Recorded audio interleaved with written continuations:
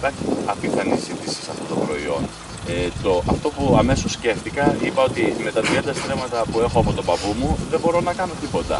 Άρα αμέσως έτρεξα σε γνωστούς και φίλους για να μπορέσω να ανοίξω λίγο την καλλιέργεια και σε άλλους, γι' αυτό έγινε και η ομάδα, να μπορέσουμε να βάλουμε όλοι μαζί μία έκταση. Μαζευτήκαμε 15 άτομα, δημιουργήσαμε μία ομάδα, τους έδωσα όλη την τεχνογνωσία, τους έμαθα πώς να κάνουν την καλλιέργεια από τη στιγμή που και εμένα με μαθαίνουν ταυτόχρονα.